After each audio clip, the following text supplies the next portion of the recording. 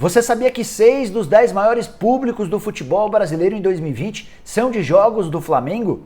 No vídeo de hoje do canal do Nicola, quero te apresentar essa lista, que ainda tem 2 partidas do Corinthians e mais 2 da Copa do Nordeste. Preciso te atualizar sobre Marcelo Moreno, que já tem um acerto verbal para voltar ao Cruzeiro. E para fechar, a busca do Internacional por um atacante, que pode ser Lucas Prato, em negociação que renderia dinheiro ao São Paulo.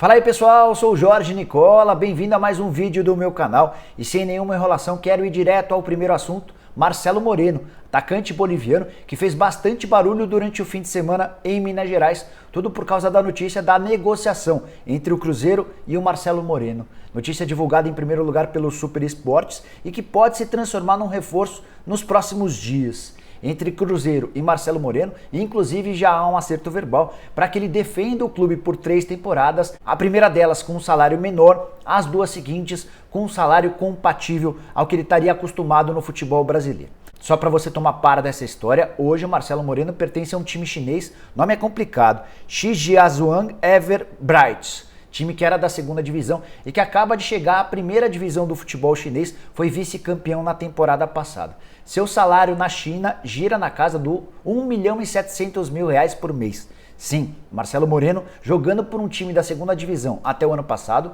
ganhava R$1.700.000 por mês. Não há a menor possibilidade dele ganhar algo parecido no Cruzeiro.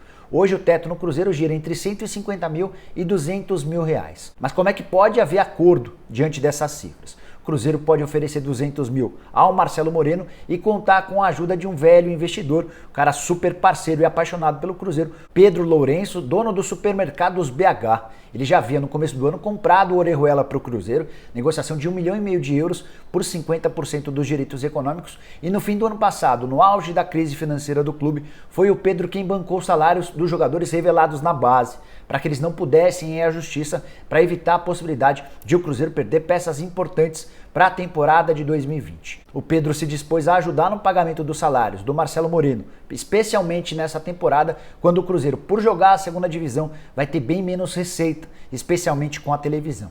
A partir do ano que vem, o Marcelo Moreno poderia ter um salário maior e aí talvez não houvesse a necessidade de contar com a ajuda do Pedro Lourenço. O que está muito claro é que o Marcelo Moreno está muito afim de jogar no Cruzeiro. Ele tem postado algumas mensagens demonstrando amor, carinho, afeto pelo clube onde já passou 2 vezes. A última delas, no final de semana, vestindo a camisa do Cruzeiro, ele postou uma foto com essa camisa desejando sorte ao time que jogaria pelo Campeonato Mineiro.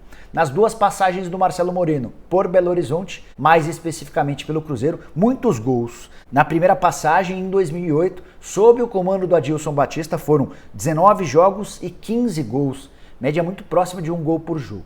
Tempos depois, na segunda passagem, 57 jogos, 24 gols, um título do Campeonato Mineiro e um título do Campeonato Brasileiro.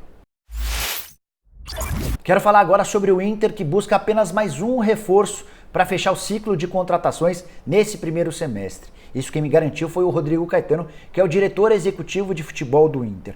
A frase dele foi a seguinte: precisamos de mais um atacante para fechar esse ciclo de começo de ano. O atacante sonhado, aquele que mais agrada a diretoria e a comissão técnica, é o Lucas Prato, o argentino, que enfrentou recentemente o Eduardo Cudê, técnico do Internacional, no Campeonato Argentino.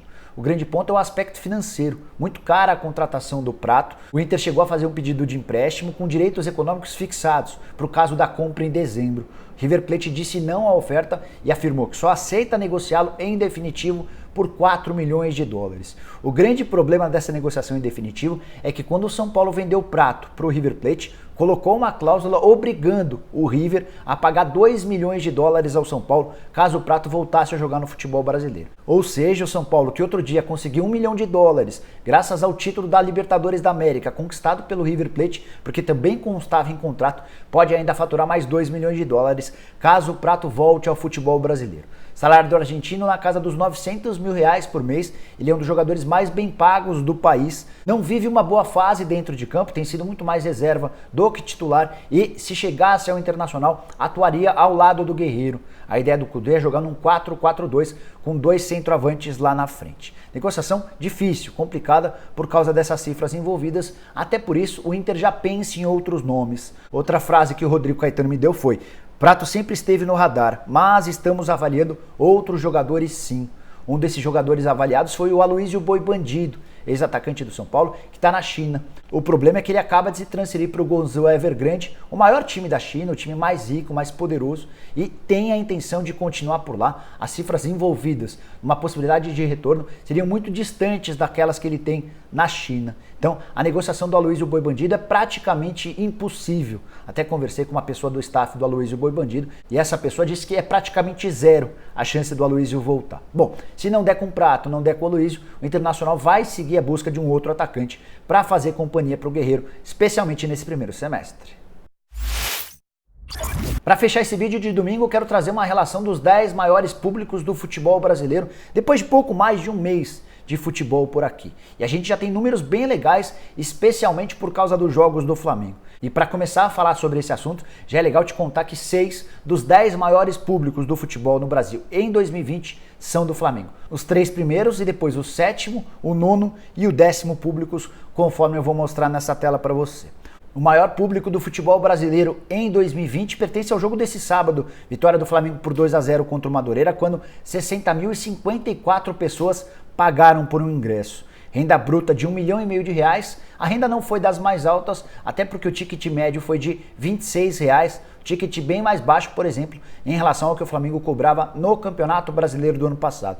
Vitória com vários jogadores importantes, time praticamente todo titular. Diego Alves, Rafinha, Léo Pereira, Gustavo Henrique e René, meio de campo com William Arão, Gerson, o Diego entrou no segundo tempo, e Arrascaeta, com o Pedro também entrando depois, além de Everton Ribeiro, Bruno Henrique e Gabigol. O Michael foi a terceira e última substituição do Jorge Jesus, o Flamengo que também já havia tido o segundo e o terceiro maiores públicos do país. O segundo público na vitória por 3-1 contra o Resende, na estreia dos titulares, quando 50.454 pessoas assistiram a partida, e o terceiro maior público do ano no Brasil pertence a Flamengo 0, Fluminense 1, jogo no Maracanã para 43.259 pessoas, o Flamengo se despedindo do seu time sub-20 na oportunidade. Todos esses 3 jogos pelo Campeonato Carioca, obviamente. O quarto jogo com maior público foi de Corinthians 2, Santos 0, jogo em Itaquera, Campeonato Paulista, 40.669 pessoas assistiram à vitória corintiana por 2-0. O quinto maior público pertence a um jogo da Copa do Nordeste. Fortaleza 1, Ceará 1, jogo no Castelão para 28.785 pessoas, partida que terminou empatada em 1-1.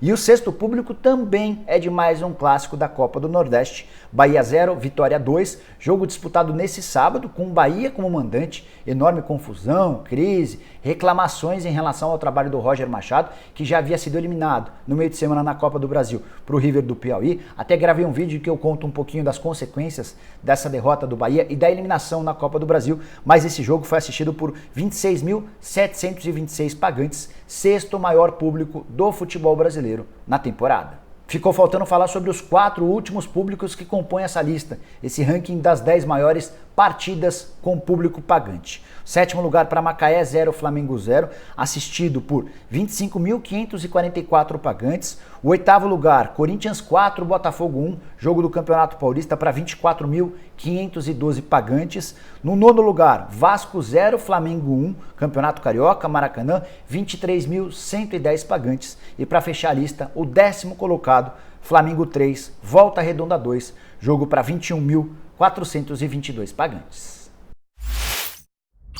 Bom, pessoal, eram essas as informações que eu queria dividir com vocês nesse domingo. Espero que tenham curtido o vídeo e deem um like por aqui. Quem ainda não se inscreveu no canal da Nicola, bem fácil. Só apertar o botão vermelho de inscreva-se. Aproveita e também aperta o sininho para ser notificado toda vez que tiver vídeo novo ou live. E use o espaço para comentários para deixar opinião, sugestão, dúvida, seja lá o que for. Beleza? A gente se vê numa próxima. Até!